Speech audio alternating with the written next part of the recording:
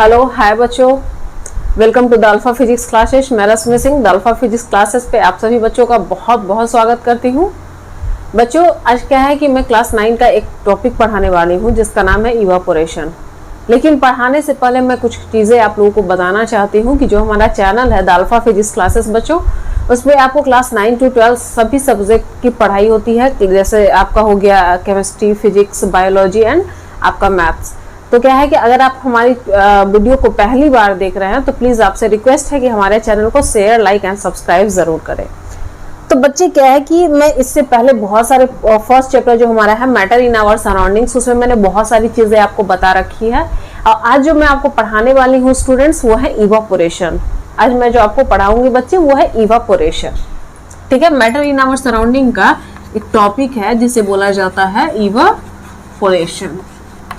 तो हमें आज यही पढ़ने हैं, ठीक है ना। आज हमें यही पढ़ना है कि इवापोरेशन क्या होते हैं। तो अगर आपसे पूछा जाता है इवापोरेशन, अगर कोई आपको बोलता है इवापोरेशन, इसका मतलब एक छोटी सी टर्म है, तो सबसे पहले आपके मन में ये क्या बातें आती होंगी। अगर कोई इवापोरेशन आपको बोलता है तो आपके मन में क्या बातें आती होंगी। तो आपके मन में सबसे पहली बातें ये आती होंगी कि इवापोरेशन एक ऐसा प्रोसेस है जिस प्रोसेस में सॉलिड वेपर में चेंज होते हैं। सॉलिड किस में चेंज होते हैं? वेपर में चेंज होते हैं। तो अगर सॉलिड वेपर में चेंज हो रहा है तो हम उसे बॉइलिंग क्यों नहीं बोलेंगे? क्योंकि बॉइलिंग भी तो वही प्रोसेस होता है। बॉइलिंग में भी तो वो जो हमारा लिक्विड होते हैं वो चेंज होते हैं वेपर में। तो फिर हम इसे इवापोरेशन क्यों बोल रहे हैं? तो उसके पीछे एक रीजन है बच्चे, और रीजन ये है कि जो हमारा इवापोरेशन होते हैं वो बिलो बॉइलिंग पॉइंट के बिलो होता है। यानी अगर कोई लिक्विड अगर बॉइलिंग पॉइंट पे अगर वो वेपर में चेंज हो रहे हैं तो that process is known as boiling. अगर बॉइलिंग पॉइंट के अगर नीचे अगर हो रहा है तो फिर हम उसे बोलेंगे बच्चे इवापोरेशन। यानी अगर एक सिंपल वे में बोल सकते हैं तो हमारा एटमॉस्फेरिक टेम्परेचर जो हमारा है, एटमॉस्फेरिक टेम्परेचर पे अगर कोई लिक्विड वेपर में चेंज हो रहे हैं तो हम उसे बोलेंगे evaporation.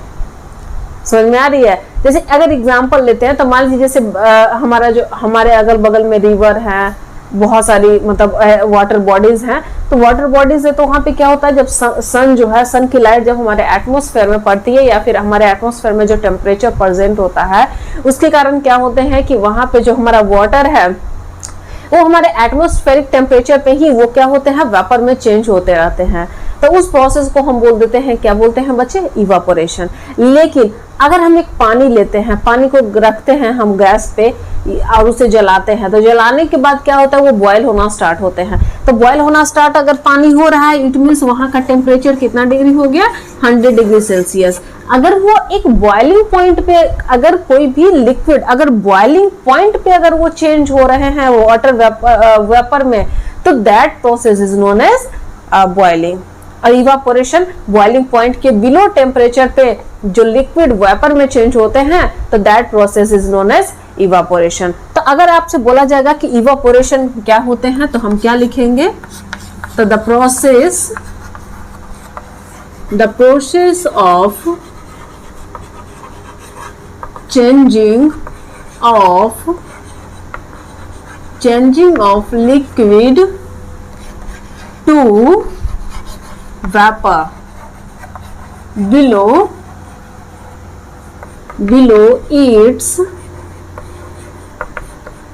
below its boiling point। ठीक है, कि वैसा प्रोसेस जिस प्रोसेस में लिक्विड वेपर में चेंज हो रहे हैं below its boiling point, that process is known as evaporation. लेकिन अगर आपको बोला जाए कि बॉइलिंग क्या होते हैं, बॉइलिंग क्या होते हैं, तो बॉइलिंग में क्या हो जाएंगे बच्चे? तो यहां देखिए, the process of changing of liquid to vapour at its boiling point. यानी कि अगर बॉइलिंग पॉइंट के नीचे अगर कोई लिक्विड वेपर में चेंज हो रहे हैं तो हम उसे इवापोरेशन बोल देंगे, और अगर बॉइलिंग पॉइंट पे अगर लिक्विड वेपर में चेंज हो रहे हैं तो उसे हम बॉइलिंग बोल देंगे। अब यहाँ से आता है कि ये बॉइलिंग पॉइंट क्या होते हैं। तो बॉइलिंग पॉइंट आपको पता है बच्चे, वो होते हैं temperature at which liquid changes into vapour. Temperature at which liquid changes into vapor। और याद रखिएगा बच्चे कि सबकी बॉइलिंग पॉइंट अलग होती है, सबकी बॉइलिंग पॉइंट अलग होती है। जितने भी लिक्विड हैं क्या सबके सभी लिक्विड 100 डिग्री सेल्सियस पे ही वेपर में चेंज होते हैं? ऐसा नहीं होता है। उसमें क्या होते हैं कि कुछ ऐसे लिक्विड होती हैं जो 100 से बिलो भी टेम्परेचर पे कर सकते हैं वो वेपर में चेंज, कुछ ज्यादा में भी कर सकते हैं। तो जितने भी लिक्विड होती हैं सबकी जो बॉइलिंग पॉइंट होती है बच्चे वो डिफरेंट होता है, सबकी बॉइलिंग पॉइंट डिफरेंट होती है। तो यहाँ से ये चीजें आपको आनी चाहिए। ओके बच्चे, तब इसे नोट डाउन करते चलेंगे। और क्या है कि आपको जो अगर कोई भी परेशानी होगी तो आप वहां पे कमेंट बॉक्स में हमें बता सकते हैं, ठीक है। चलिए अब इसका नेक्स्ट देखते हैं। अगर आपसे पूछ लिया जाए कि what is the difference between evaporation and boiling, तो आप क्या लिखेंगे? देखिए यहाँ ये हमारा हो गया इवापोरेशन, मैंने लिख दिया। ये हमारा क्या हो गया बच्चे? बॉइलिंग, ठीक है। तो डिफरेंस क्या है दोनों में? डिफरेंस ये है कि it changes from liquid to vapour eight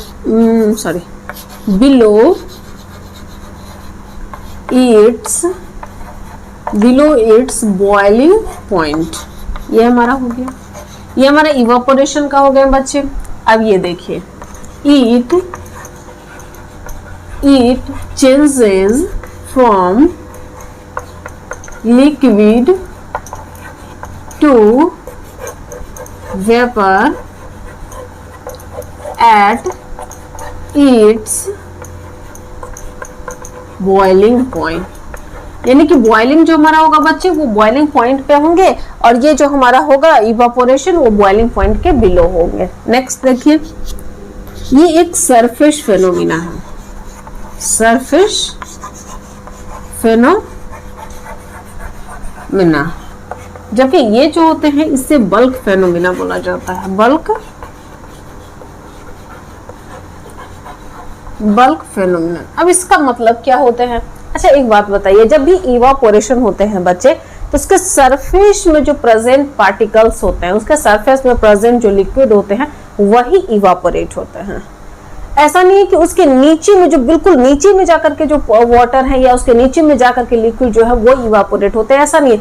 ऊपर में सरफेस में जो प्रेजेंट पार्टिकल्स होते हैं वो वहां पे इवापोरेट होते हैं, उसके बाद नीचे के पार्टिकल्स इवापोरेट होते हैं धीरे धीरे धीरे धीरे।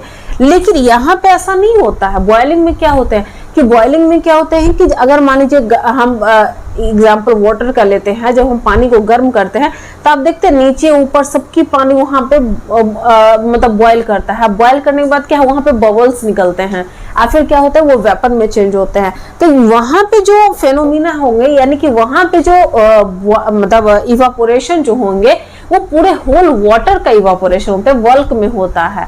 लेकिन जो हमारा इवापोरेशन है वहां पे क्या होते हैं, जो पार्टिकल्स इवापोरेट होते हैं ओनली सरफेस के पार्टिकल्स इवापोरेट होते हैं। ऐसा नहीं है कि वहां पे प्रेजेंट जितने भी पार्टिकल्स है नीचे में, जितना बहुत नीचे नीचे जा करके अगर पार्टी से मान लीजिए एक रिवर है तो रिवर के ऊपर का जो सरफेस होगा वहीं से नहीं इवापोरेशन होगा कि रिवर के नीचे के सरफेस से इवापोरेशन होगा, ऐसा नहीं होता है। इसलिए उसे बोला जाता है सरफेस फेनोमिना। जबकि यहाँ पे जो होते हैं वो बल्क फेनोमिना होते हैं, यानी कि वहां पे बहुत जितने भी पानी होती है या जितने भी लिक्विड है वो सबके सब वहां पे इवापोरेट होते हैं। ठीक है बच्चे, तो ये हम डिफरेंस वहां पे बता सकते हैं। ओके, अब देखिए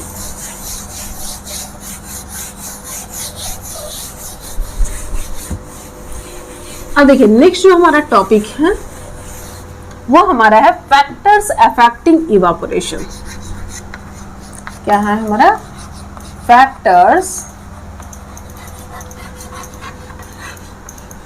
फैक्टर्स अफेक्टिंग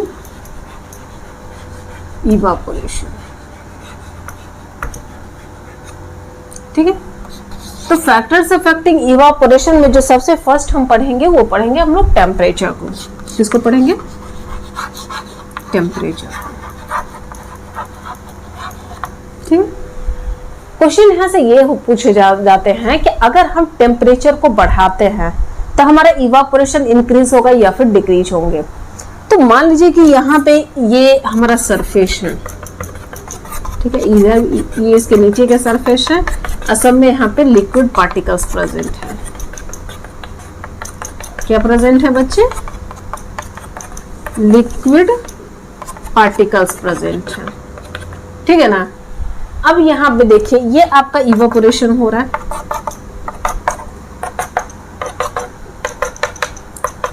लिक्विड है, पार्टिकल्स मोशन में होते हैं, आपने पहले पढ़ रखा है इस चैप्टर में। लिक्विड है, पार्टिकल्स मोशन में होते हैं, लेकिन जब हम यहाँ का टेम्परेचर बढ़ाते हैं तो काइनेटिक एनर्जी हमारा बढ़ता है, इसके पार्टिकल्स का मोशन जो है वो ज्यादा होंगे, और ज्यादा होने के कारण जो होंगे इसका रेट ऑफ इवापोरेशन भी क्या हो जाएगा?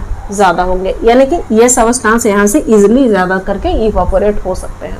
तो अगर आपसे यहाँ पे पूछा जाएगा कि अगर हम टेम्परेचर को इंक्रीज करते हैं, टेम्परेचर को अगर हम बढ़ाते हैं, ठीक है ना, तो हमारा रेट ऑफ इवापोरेशन क्या होगा? इंक्रीज होगा या फिर डिक्रीज होंगे?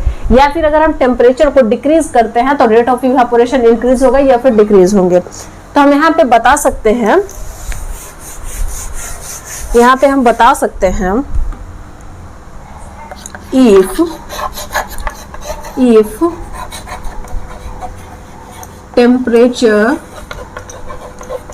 if temperature increases, rate of evaporation increases। अगर हम टेम्परेचर को इंक्रीज करते हैं तो उनके बीच का जो काइनेटिक एनर्जी है वो भी इंक्रीज होंगे, और इस तरह से हमारा रेट ऑफ इवापोरेशन भी इंक्रीज होगा। नेक्स्ट, if टेम्परेचर डिक्रीजेस, अगर टेम्परेचर डिक्रीज होते हैं तो रेट ऑफ इवापोरेशन डिक्रीजेस। अगर हमारा टेम्परेचर इंक्रीज हो जाता है तो रेट ऑफ इवापोरेशन भी इंक्रीज हो जाएंगे, अगर हमारा टेम्परेचर डिक्रीज हो जाते हैं तो रेट ऑफ इवापोरेशन भी क्या हो जाएंगे? डिक्रीज हो जाएंगे। इस तरह से हम बोल सकते हैं कि टेम्परेचर जो होते हैं वो डायरेक्टली प्रोपोर्शनल होते हैं रेट ऑफ इवापोरेशन से। अगर हम टेम्परेचर बढ़ा रहे हैं तो रेट ऑफ इवापोरेशन बढ़ेगा, अगर टेम्परेचर घटा रहे हैं तो रेट ऑफ इवापोरेशन हमारा क्या होंगे बच्चे? डिक्रीज होंगे, ठीक है। तो ये चीजें आपको आनी चाहिए। सेकंड जो हम देखेंगे, सेकेंड पॉइंट जो हमारा होंगे बच्चे वो हमारा होगा सरफेस एरिया। क्या होगा? Surface area. अगर कहीं पे हम सरफेस एरिया को बढ़ा देते हैं या घटा देते हैं तो हमारा रेट ऑफ इवापोरेशन इंक्रीज होगा या डिक्रीज होंगे?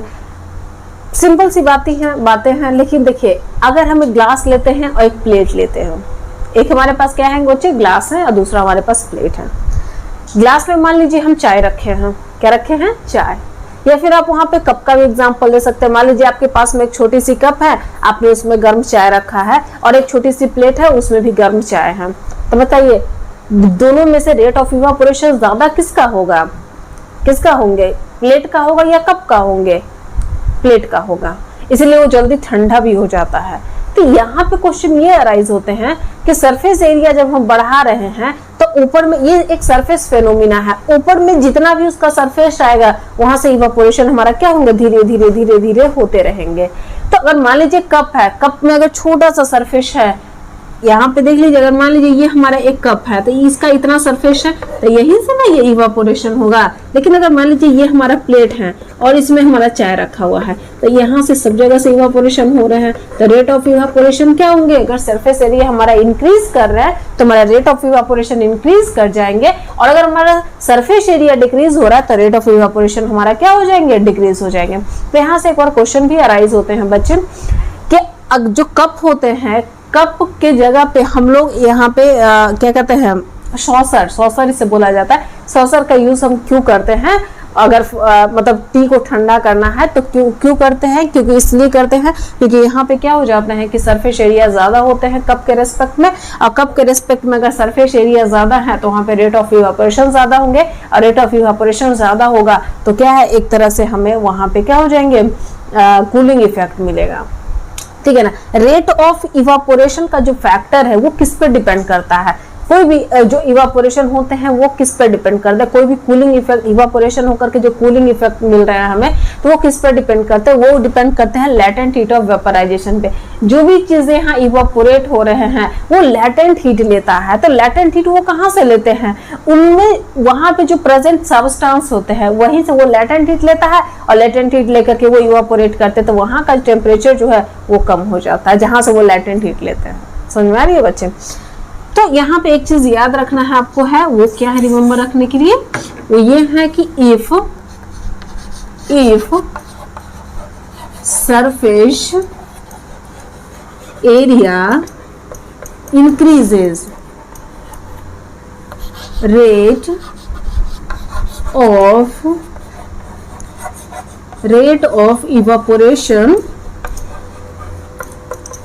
Of evaporation increases.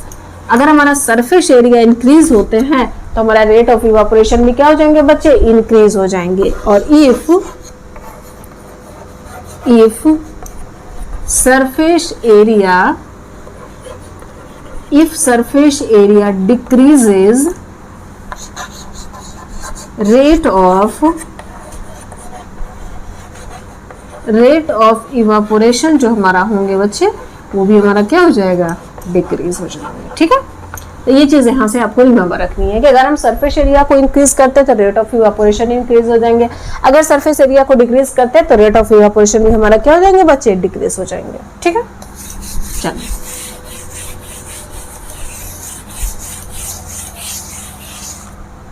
नेक्स्ट है थर्ड पॉइंट, वो है ह्यूमिडिटी ऑफ एयर।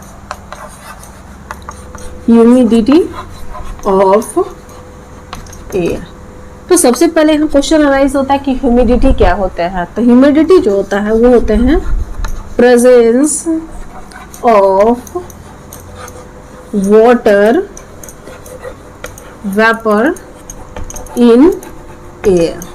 ठीक है। एयर में जो प्रेजेंट वाटर वेपर होते हैं बच्चे उसी को ह्यूमिडिटी बोला जाता है। Presence of water vapour in air, air में प्रेजेंट जो वाटर वेपर होते हैं उसी को हम लोग ह्यूमिडिटी बोलते हैं। अब यहाँ से क्वेश्चन ये अराइज होते हैं कि अगर ह्यूमिडिटी को इंक्रीज करते हैं या फिर डिक्रीज करते हैं तो रेट ऑफ इवापोरेशन पे उसका इफेक्ट क्या होंगे।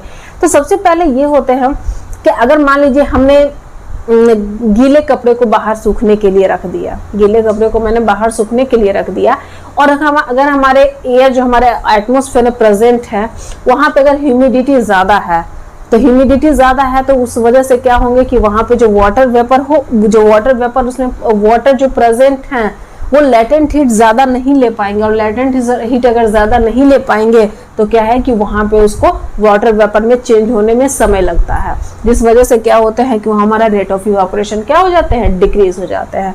तो इस तरह से हम बोल सकते हैं if humidity of air increases, अगर ह्यूमिडिटी इंक्रीज कर रहा है तो फिर वहां पे क्या हो जाएंगे, हमारा रेट ऑफ इवापोरेशन जो हमारा होंगे बच्चे वो हो जाएंगे डिक्रीज। ठीक है। नेक्स्ट है अगर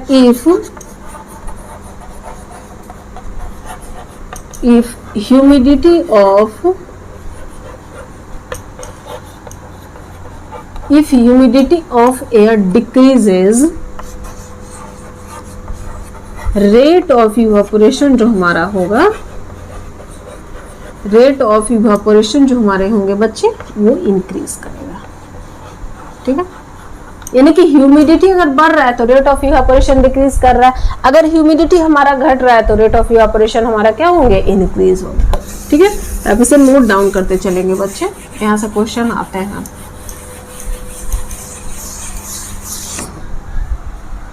ठीक है।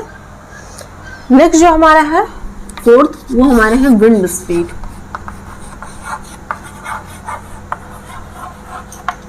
विंड स्पीड, अगर हवा तेज चलती है तो हमारा इवापोरेशन क्या होंगे, अगर तेज हवा तेज चल रही है तो वहां पे हमारा इवापोरेशन क्या हो जाएंगे बच्चे, इंक्रीज कर जाएगा। मान लीजिए वेट क्लॉथ से अगर इधर से हवा आ रही है तो हवा क्या करेगी, वो जो वाटर ड्रॉपलेट्स जो हमारे कपड़े में प्रेजेंट होते हैं उसको लैटेंट हीट दे करके उसे क्या करता है, उसको वाटर वेपर में चेंज कर देते हैं।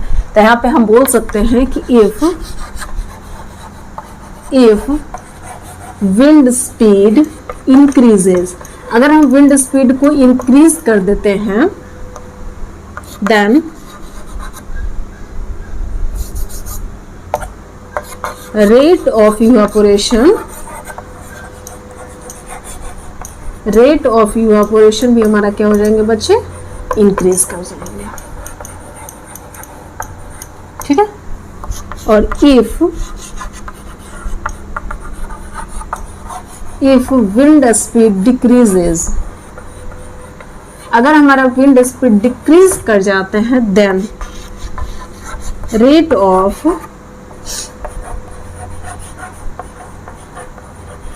ऑफ इवापोरेशन हमारा क्या हो जाएंगे बच्चे, डिक्रीज कर जाएंगे। ठीक है, तो ये चीजें आपको यहाँ से आनी चाहिए। नेक्स्ट फिफ्थ जो हमारा आता है बच्चे वो आते हैं नेचर ऑफ लिक्विड।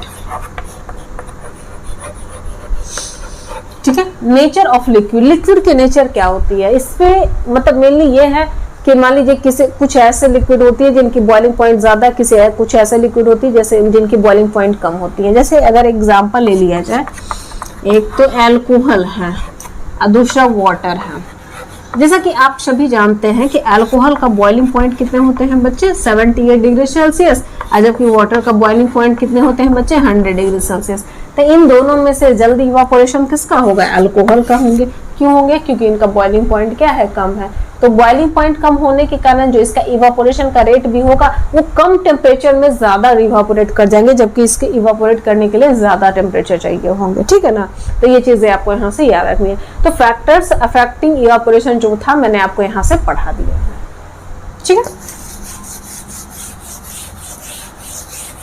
कोई भी परेशानी अगर होगी बच्चे तो आप क्या है कि डायरेक्टली वहां पे आप कमेंट बॉक्स में जाकर के आप बता सकते हैं, या फिर अगर कोई डिटेल जानकारी लेना चाहते हैं इस चैनल के बारे में तो भी आपको डिस्क्रिप्शन में दिए हुए हैं, आप वहां से भी पता कर सकते हैं। ठीक है, नेक्स्ट जो हमारा टॉपिक है वो है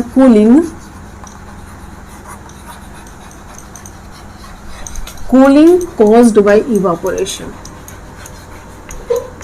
कूलिंग कॉज्ड बाय इवापोरेशन, जो हमारा कूलिंग होते हैं इवापोरेशन से, वो उसका मतलब क्या वहां पे इफेक्ट होता है, कैसे कूलिंग होते हैं, ये चीज आपको यहाँ से बताया जाएगा। ठीक है ना, तो सबसे पहले तो यहाँ ये देखना है कि कूलिंग जो हमारा होता है it is based on the latent heat of vaporization।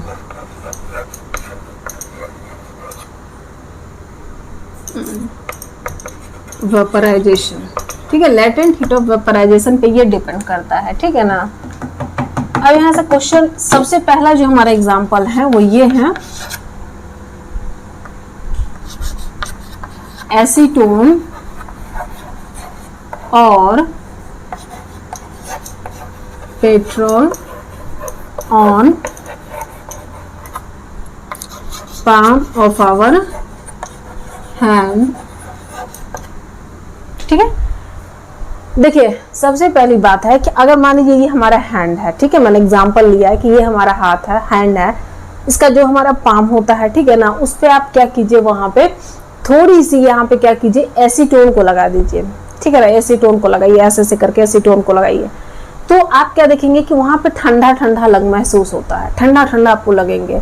तो आपको ठंडा ठंडा क्यों लग रहा है, उसके पीछे रीजन है कि जैसे ही आपने यहाँ पे एसीटोन को लगाया तो एसीटोन क्या करेंगे कि हमारे पाम से, हमारे हैंड से क्या करेंगे, लैटेंट हीट लेता है, और लैटेंट हीट लेकर के वो इवापोरेट हो जाते हैं, और इवापोरेट होने के कारण यहाँ पे वो कूलिंग इफेक्ट देते हैं। यहाँ का टेम्परेचर कम हो जाता है, टेम्परेचर कम होने के कारण वो हमें कूलिंग इफेक्ट लगता है। ठीक है ना, तो ये चीज आपको याद रखना है। कि अगर मान लीजिए यहाँ पे मैंने लगाया एसीटोन को लगाने के बाद जैसे ही वहां पे क्या हुआ कि टेम्परेचर, एसीटोन को आपने लगाया, एसीटोन क्या करेंगे, वेपर में चेंज करने की कोशिश करेंगे। वेपर में चेंज करने के लिए उसे हीट चाहिए होगा, और हीट कहाँ से लेंगे कि जिस सब्सटेंस में वो रहते हैं वहीं से तो वो हीट लेते हैं। तो वो हमारे हैंड में है तो वो हमारे हैंड से हीट लेंगे, और हीट लेने के कारण वहां पे क्या होते हैं, कूलिंग इफेक्ट होते हैं। तो कुछ एग्जाम्पल्स हैं जहां से आपको इस तरह से बता सकते हैं, ठीक है ना। तो ये हमारा फर्स्ट एग्जाम्पल हो गया। सेकेंड लेते हैं, water present on earthen pot। मटका, earthen pot मतलब क्या होगा, मटका। पहले के समय में जब हमारे यहाँ फ्रीज नहीं होती थी तो क्या लोग ठंडे पानी नहीं पीते थे, बिल्कुल पीते थे। अब तो मान लीजिए फ्रीज आ गया तो उसके साथ में, फ्रीज के साथ में 10 बीमारी भी आ गया हमारे पास, लेकिन पहले ऐसा नहीं था। हम लोग मटका में पानी रखते थे, ठीक है ना। तो जो मटके में पानी रखा जाता था वो भी ठंडा होता था, काफी स्वीट, मतलब काफी अच्छा होता, उसका टेस्ट भी काफी अच्छे होते हैं। तो वहां पे जो मटका में पानी रखा जाता था तो मटका का पानी ठंडा हो जाता था। तो क्यों ठंडा होते थे, तो उसके पीछे रीजन होते हैं कि मटका जो होते हैं, यानी कि जो हमारा अर्दन पॉट होते हैं उसमें छोटे छोटे स्मॉल पोर्स प्रेजेंट होते हैं। तो स्मॉल पोर्स जो होते हैं वहां से वाटर वेपर में चेंज होता है। समझ में आ रही है मेरी बात। जो अर्दन पॉट जो हमारा होते हैं तो उसके सरफेस जो उसका होता है उसमें छोटे छोटे बहुत ही स्मॉल पोर्स प्रेजेंट होते हैं, जिससे क्या होते हैं कि जो हमारा वाटर है वो वाटर वेपर में चेंज होते हैं। लेकिन वाटर को वाटर वेपर में चेंज होने के लिए उसे हीट चाहिए होती है। तो वो हीट कहाँ से लेते हैं, अर्दन पॉट के इनर सरफेस से लेते हैं, जिसे हम लैटेंट हीट ऑफ वेपराइजेशन बोलते हैं। तो वहां पे जो वो लैटेंट हीट ऑफ वेपराइजेशन जो अर्दन पॉट के सरफेस से ले रहे हैं, जिस कारण से क्या होता है वहां टेम्परेचर कम होने के कारण वो कूलिंग इफेक्ट देता है और हमारा पानी क्या हो जाता है, ठंडा हो जाता है, ठीक है ना। मैंने क्या बोला कि अगर एक अर्दन पॉट है, मैंने उसमें पानी भर करके रख दिया तो आफ्टर सम टाइम, कुछ देर के बाद आप देखेंगे कि वो पानी ठंडा हो जाता है। तो पानी ठंडा क्यों होते हैं, यही तो क्वेश्चन मैं आपसे पूछ रही हूँ कि पानी ठंडा क्यों होता है। तो पानी ठंडा होने के पीछे रीजन होता है इवापोरेशन। तो इवापोरेशन कैसे होंगे, वो तो मटका है, तो मटका तो चारों तरफ से पैक्ड है, तो वहाँ इवापोरेशन कैसे हो रहा है, चारों तरफ से पैक्ड नहीं है बच्चे। वो क्या होता है, जो अर्दन पॉट जो हमारा होता है, उस अर्दन पॉट में उसके सरफेस पे बहुत ही छोटे छोटे स्मॉल पोर्स प्रेजेंट होते हैं। उसी स्मॉल पोर्स से वाटर वेपर में चेंज होते हैं। तो जो वाटर वेपर में चेंज हो रहे हैं बच्चे, वो क्या होते हैं कि वहां पे वाटर को वाटर वेपर में चेंज होने के लिए लैटेंट हीट चाहिए होती है। तो वो लैटेंट हीट कहाँ से लेते हैं, उसी सरफेस से ना लेंगे जहां पे वो है, तो उस सरफेस से वो लेंगे। तो सरफेस वहां पे क्या है, अर्दन पॉट है, तो वो अर्दन पॉट से लेंगे। तो इस तरह से क्या होता है कि अर्दन पॉट का सरफेस जो होता है वहां का टेम्परेचर कम होने के कारण वो कूलिंग इफेक्ट देते हैं। तो ये आप यहाँ से एग्जांपल देख सकते हैं, ठीक है बच्चे। ये आपका हो गया। नेक्स्ट जो हमारा आता है वो आते हैं sprinkling of water on the ground in summer. अच्छा, गर्मी में पहले के जमाने में क्या होते थे कि पहले हर जगह लाइट नहीं होती थी, इतनी ज़्यादा इलेक्ट्रिसिटी का वो पता नहीं था। बड़े बड़े जो शहर होते थे वहाँ इलेक्ट्रिसिटी होती थी, छोटे जगह में तो इलेक्ट्रिसिटी नहीं होती थी। तो वहाँ पे क्या करते थे कि जब जैसे गर्मी का दिन है तो शाम का जब समय होता था तो लोग क्या करते थे कि अपने जो अगल बगल जो ग्राउंड होते थे वहाँ पे स्प्रिंकलिंग करते, पानी छीट देते थे। अभी भी जब आप गांव जाएंगे तो क्या हुआ कि अगर शाम का समय है तो पानी छीट दिया जाता है। तो जब आप पानी छीटते हैं तो आप देखते हैं कि वहाँ पे एक बहुत ही अच्छा सा स्मेल आता है, मतलब मिट्टी का सुगंध आता है, ठीक है ना। तो जो स्मेल आता है वो उसमें क्या होते हैं, और कुछ देर के बाद देखेंगे का पूरा फ्लोर वो सूख जाता है। उसके पीछे कारण क्या होता है, जैसे हम पानी उसमें डालते हैं तो वो क्या करेगा कि जो हमारा मिट्टी है, जो हमारा सॉइल है, उससे वो लैटेंट हीट लगा तुरंत वहाँ इवापोरेट हो जाते हैं। और क्या होते हैं कि वहाँ पे ठंडा ठंडा ठंडा ठंडा महसूस होता है, ठीक है ना। तो वो भी यहाँ पे कूलिंग इफेक्ट दे रहे हैं, वो भी लैटेंट हीट ऑफ वेपराइजेशन कर रहे हैं।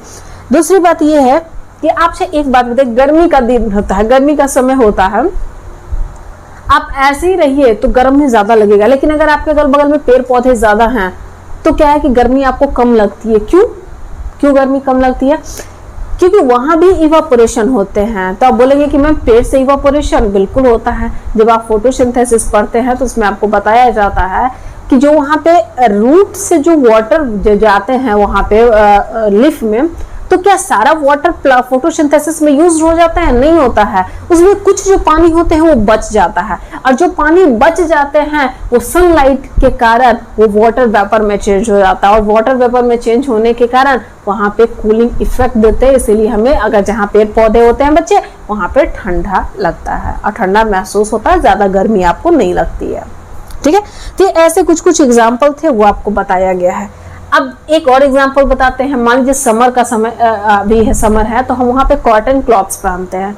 हम वहाँ पे क्यों नहीं विंटर क्लॉथ्स पहनते हैं? हम क्यों नहीं स्वेटर पहन लेते हैं? कॉटन क्लॉथ्स ही क्यों पहनते हैं? तो कॉटन क्लॉथ्स क्या करता है, जो हमारा स्वेटिंग होते हैं, जो गर्मी के कारण जो हमारा स्वेटिंग निकलता है, पसीना निकलता है, उसको वो एब्जॉर्ब करता है, और एब्जॉर्ब करने के बाद क्या करते हैं, उसको वाटर वेपर में चेंज करते हैं। तो वाटर एब्जॉर्ब किया वो ठीक है, वाटर वेपर में जो चेंज कर रहे हैं, तो वाटर वेपर में चेंज करने के लिए उसे लेटेंट हीट चाहिए होगा, और लेटेंट हीट कहाँ से लेंगे? हमारे बॉडी से लेंगे। और जब वो हमारे बॉडी से लेटेंट हीट लेते हैं तो हम क्या होगा कि वहां पे कूलिंग इफेक्ट कॉज होते हैं। तो इस तरह की बहुत सारे एग्जांपल्स थी जो मैंने आपको बता दिया है। अगर कुछ और भी प्रॉब्लम होंगी तो आप हमसे पूछ सकते हैं, और जो हमारा जो टॉपिक है वो आज यहीं पे फिनिश होते हैं। इसके बाद क्या है बच्चे, अब जो हमारा नेक्स्ट जो क्लासेस आएंगे वो सिर्फ क्वेश्चन आंसर के होंगे, जहां से क्वेश्चंस अराइज होते हैं क्लास 9th में, और कहां से इस चैप्टर में क्वेश्चंस आएंगे। ओके, तो best of luck, thank you.